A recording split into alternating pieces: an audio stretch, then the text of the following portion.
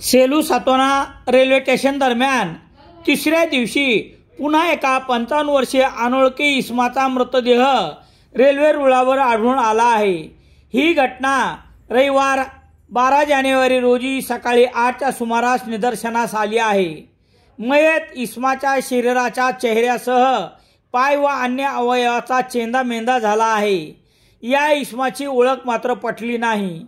याबाबत पोलिसांनी दिलेली माहिती याप्रमाणे, सेलू सातोना रेल्वे स्टेशन दरम्यान रवळगाव परिसरात एका 55 वर्षीय इसमाने धावत्या रेल्वेखाली आत्महत्या केली असून ही घटना रेल्वे पोल नंबर 244/1213 रुळामध्ये 12 जानेवारी रोजी सकाळी 8 पूर्वी घडली आहे।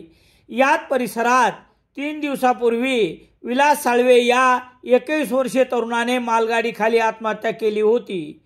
3 दिवसात ही याच परिसरातील दुसरी घटना आहे।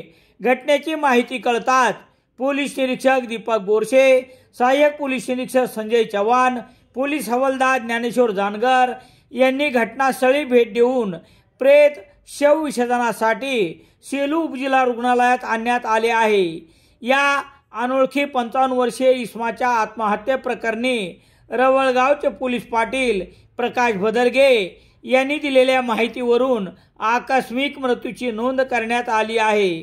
पोलीस निरीक्षक दीपक बोरसे यांच्या मार्गदर्शनाखाली सहाय्यक पोलीस निरीक्षक संजय चव्हाण पुढील तपास करत आहेत।